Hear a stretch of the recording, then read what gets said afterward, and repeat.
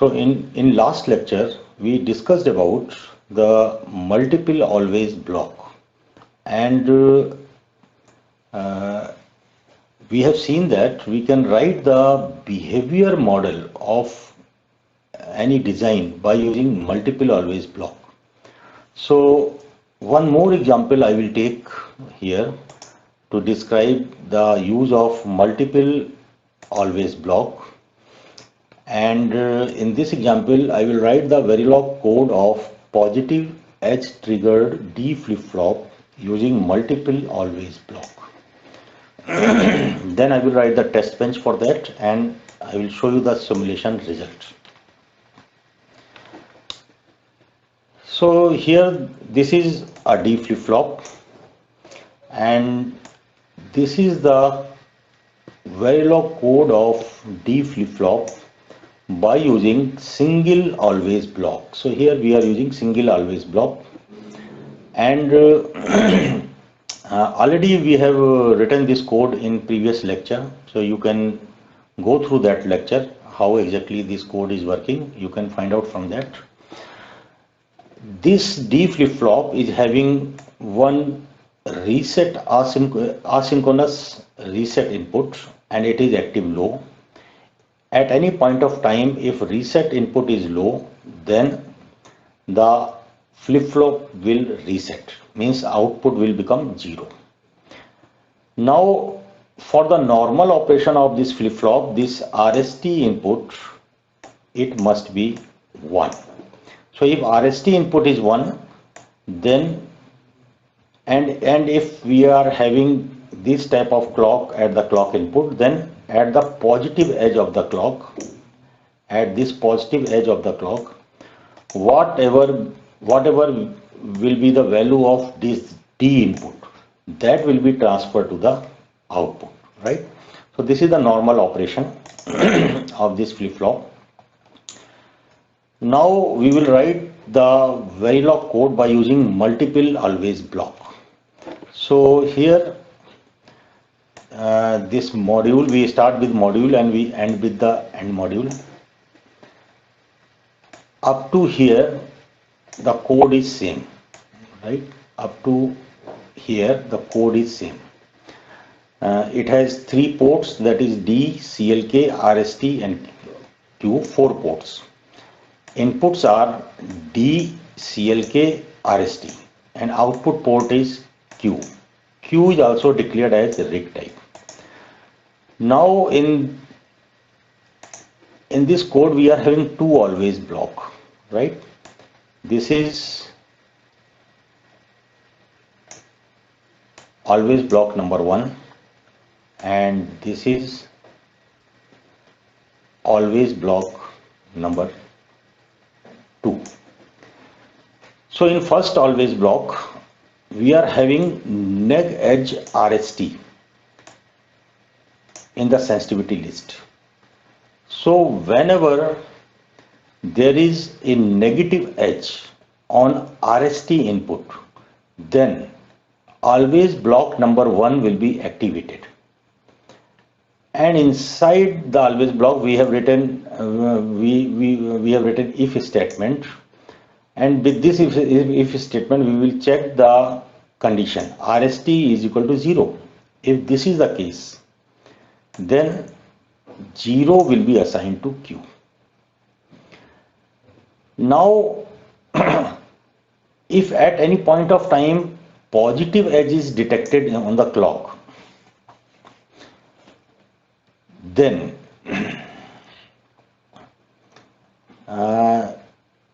here we have to do one thing. If positive edge is detected, then this code is written first D is equal to 0, this condition will be checked. If this is true, then 0 will be assigned to Q. If D is equal to 1, then 1 will be assigned to Q, right? Okay. Here we have to include one more thing in this code.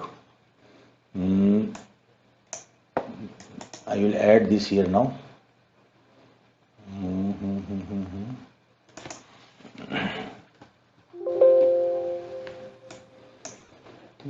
here we have to include this condition also.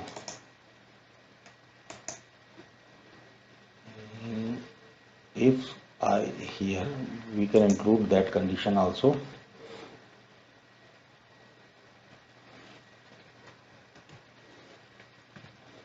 Right, and here else. Right. Why I have included this condition here also, that I will explain you. Right. So this is the code now. So we will see how this code is working. So right, this is always block number 1 and this is always block number 2.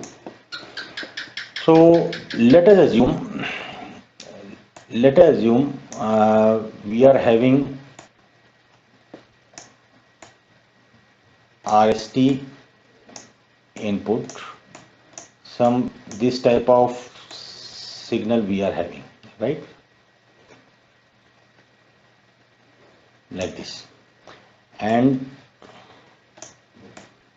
this is the CLK,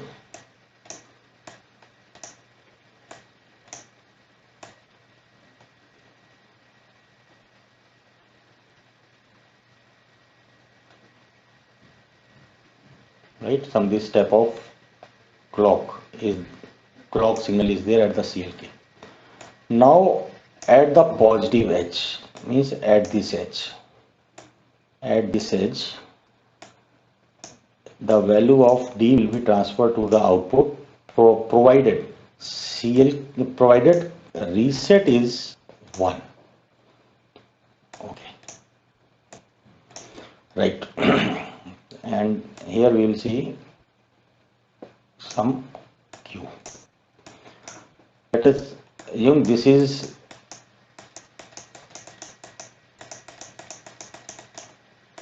time 0. This is T is equal to 0. Right. So now what will happen at this time? So initially the value of Q is 0, right? Initially the value of Q is 0 when we start the simulation at that time. 0. Now at this time, at time t1, we call it as time t1. At time t1, the positive edge is detected at the clock input. So now positive edge, pos edge, is the sensitivity is in the sensitivity list of always block number 2.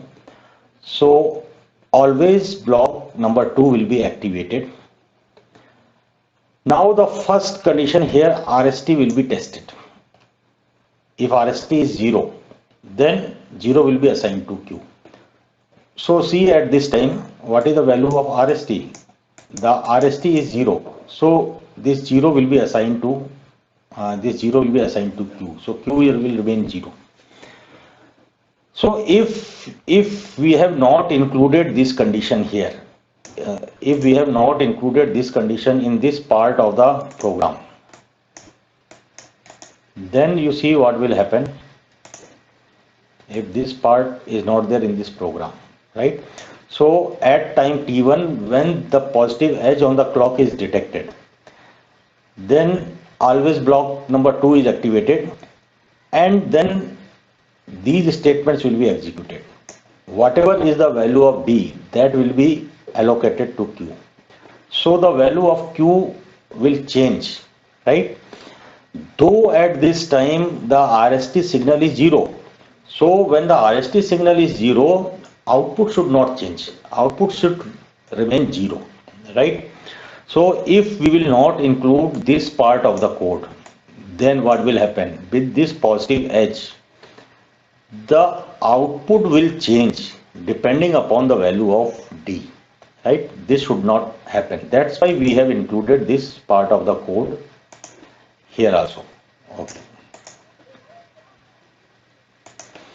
Now we see at this time, when the second positive edge on CLK is detected. Suppose this is our time T2.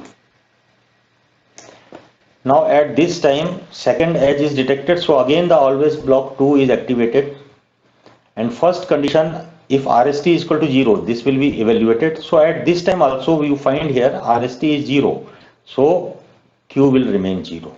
So up to here Q is 0, here also Q is 0. Now you see at this time,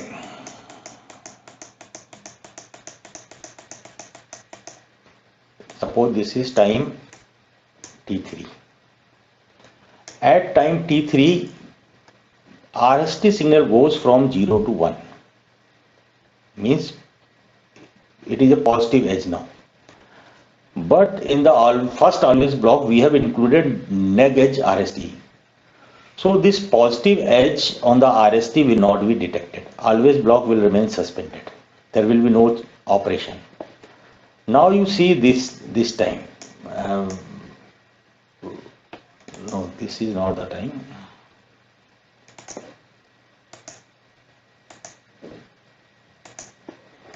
Okay.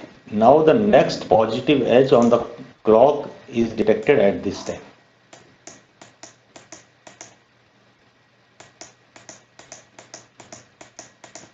Suppose this is our T4 time, at T4. So at T4, a positive edge on clock signal is detected. So now due to this positive edge, always block number 2 is activated, and first RST is equal to 0 condition is evaluated. So RST is 0. So right now what is the value of RST? RST is 1. So this condition is false. So now depending upon next two conditions, if the value of D is 0, then 0 will be assigned to Q, or if value of 1, the value of D is 1, then 1 will be assigned to Q. So at this time, at T4, the value of Q will become D, right? Whatever is the value of Q, whatever is the value of D, that will be assigned to Q, right? Now we see at this time, at time, let us see, this is T5, at time T5. At time T5, a negative edge is detected on RST signal because RST goes low. So due to the neg edge RST, which is in the sensitivity list of always block number 1, always block number 1 will be activated.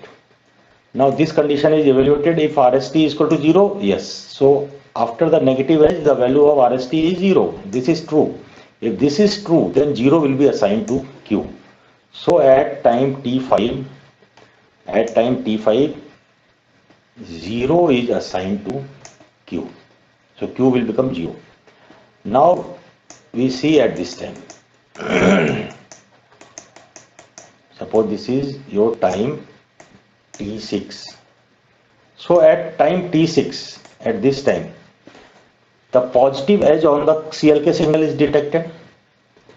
So if the positive edge on CLK is detected, then always block number 2 is activated. Now first condition is evaluated if RST is equal to 0. So what is the position of RST at this time? RST is 0 at time T6 here. So this is 0, so 0 will be assigned to Q. So Q will remain 0. So in this way, this D flip-flop, if we write the D flip-flop model by using 2 always block, then also it is working fine. So it implies that we can write the Verilog module by using multiple always block. So now here this is a test bench, this is the code, right, which is your unit under test. This unit under test, it has these input ports D, CLK, RST, and one output port Q. So our test bench, for the test bench, we have used the same name D, CLK and RST, which is associated with the input ports. So these will be declared as rig type in the test bench.